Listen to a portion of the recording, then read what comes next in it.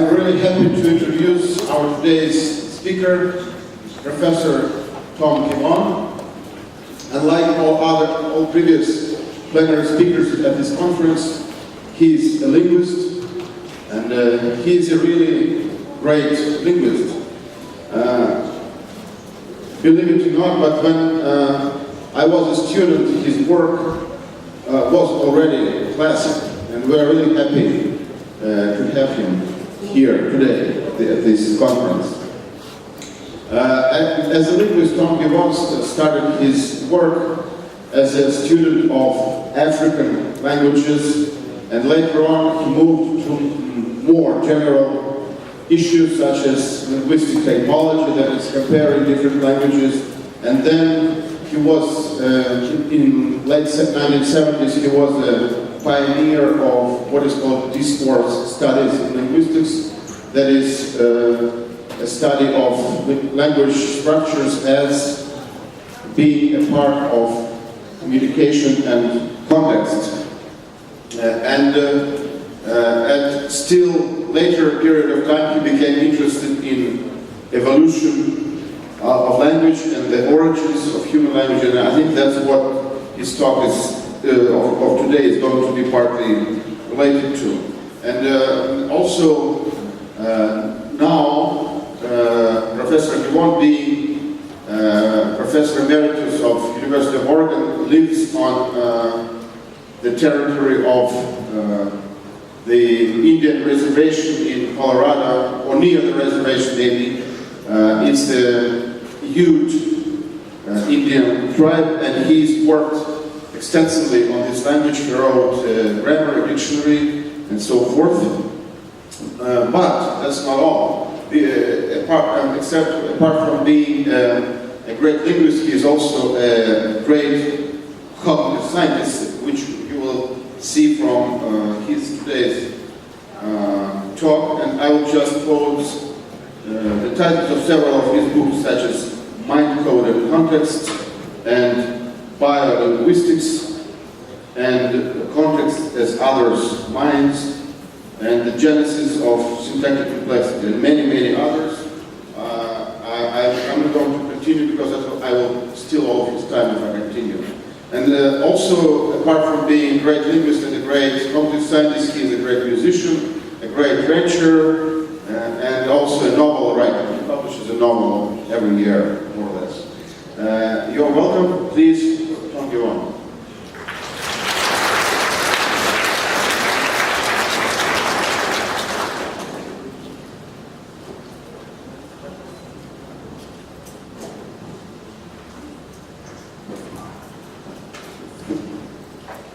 Well, can you hear me?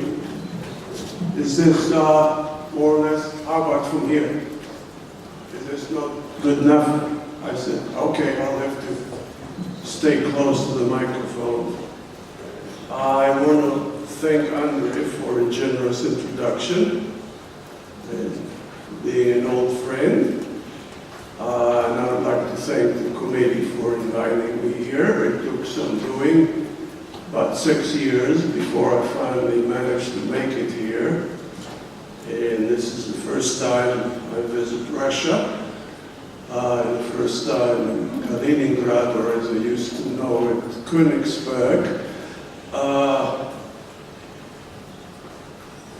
What I'm trying to do today is not easy, because I'm trying to give you a talk with a 20-page handout that covers the whole book, and I'm not selling the book, that's the role of my publishers, but I want to give you a flavor of the book so that you can decide from the talk maybe whether it's tempting enough to try and get the real thing. So all I can do today with a short talk is give you, I hate these things, by the way, I'm not used to them.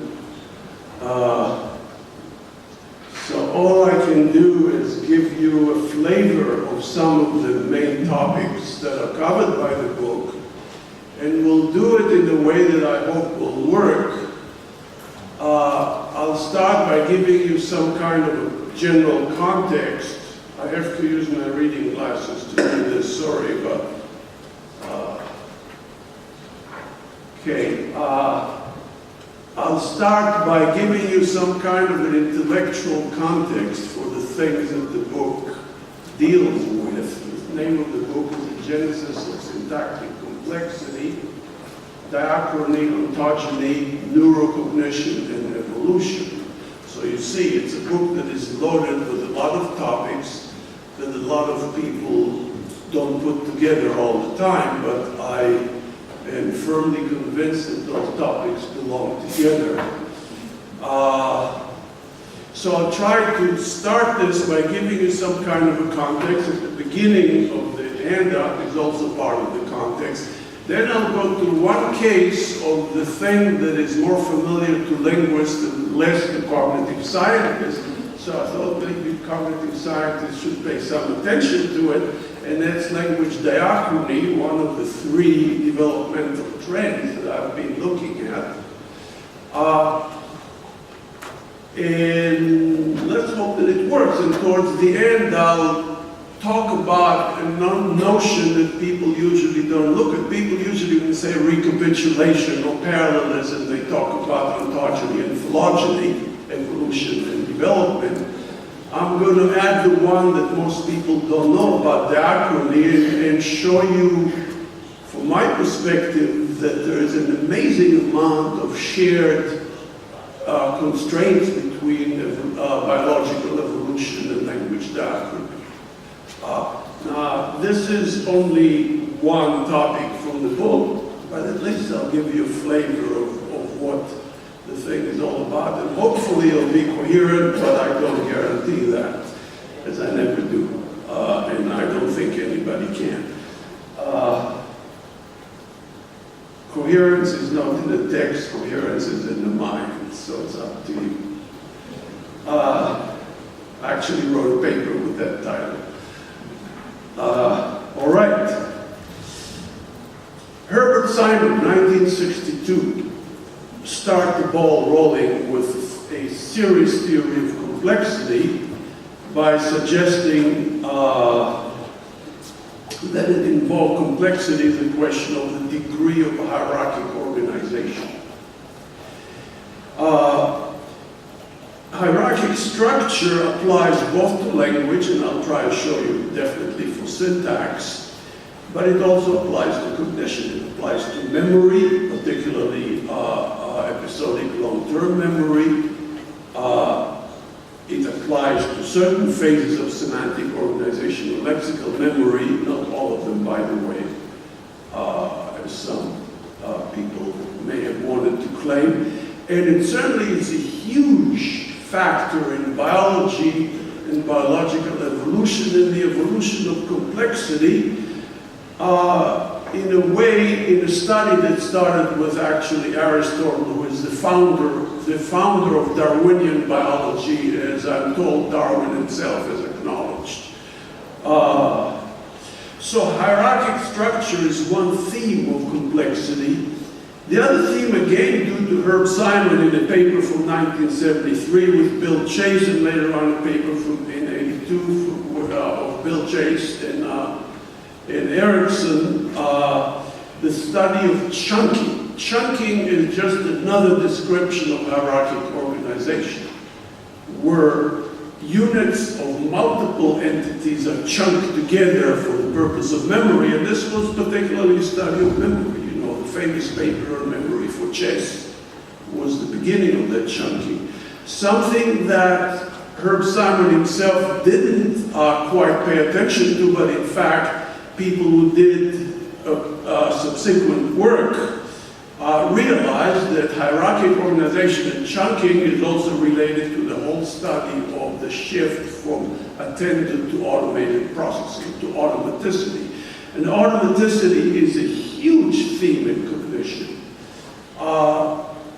for very good reasons, you know, and hierarchic organization and chunking is an absolute structural prerequisite for automated processing of anything, including language. And in my own work, I've tried to suggest, not always experimentally, sometimes piggybacking on experiments of colleagues from particularly cognitive psychology, that grammar is one of the prime examples of a system that gets automatized, and therefore the study of the development of grammar diachronically and in terms of acquisition is also a study of the development of automaticity out of conscious, slow, halting, pre-automated, attendant processing. So it's the whole area goes into the issues of attentional demands and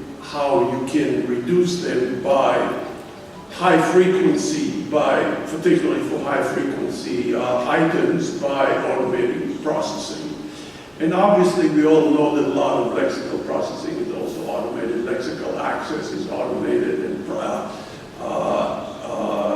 spreading activation and priming is an automated system to quite an extent. So this interplay during development between attended slow processing and increasingly automated faster processing is a major theme that comes out of the discussion of the rise of complex structures and therefore the rise of hierarchic chunk structures. So that's one type of background that is related to this, and I think people in cognitive science and neuroscience could, or cognitive neuroscience, which is how the field now calling itself, someday it'll call itself cognitive neurolinguistics, but maybe it'll be a while before that field solidifies. The other themes relate to straight biology and evolutionary biology. So within that area, we have a fairly good dichotomy between people like Plato and Descartes and Noam Chomsky, my illustrious teacher and nemesis, who would like to see language as an idealized system that is sort of kind of eternal and fixed in the brain in a way that defies evolutionary trends, defies what we know about child development, and is completely oblivious to diachronic change, diachronic emergence of particularly grammatical structures.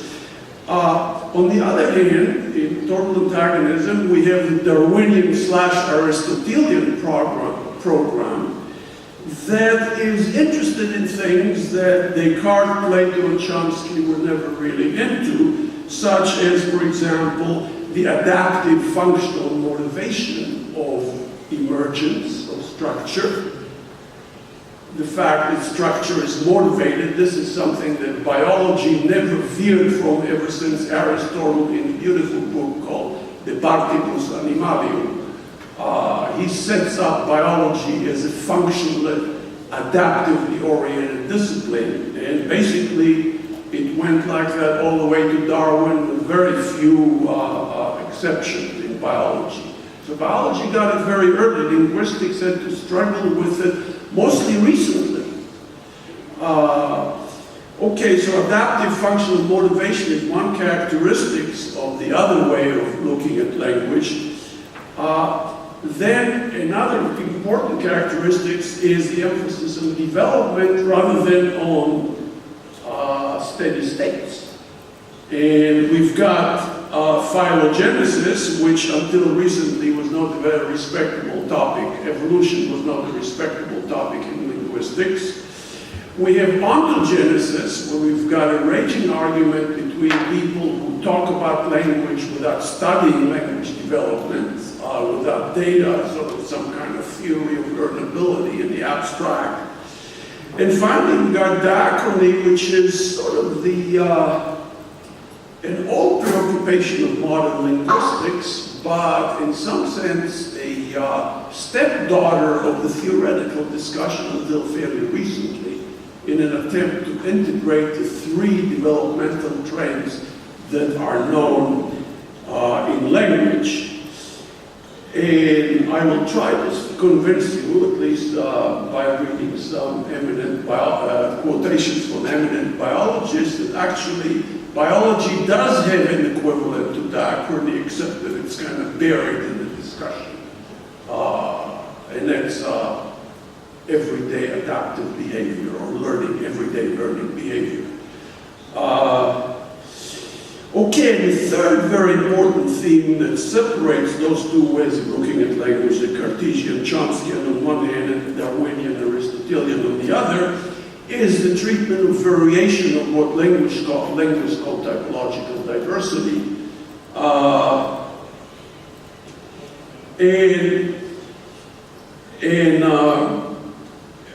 Here again, the question is the relationship between variation and change, something that only developmental linguists would look at, and the explanation of synchronic diversity by diachronic pathways that lead to the diversity, and therefore a whole shift of typology from typology of extant structure to typology of pathways that lead to the structures.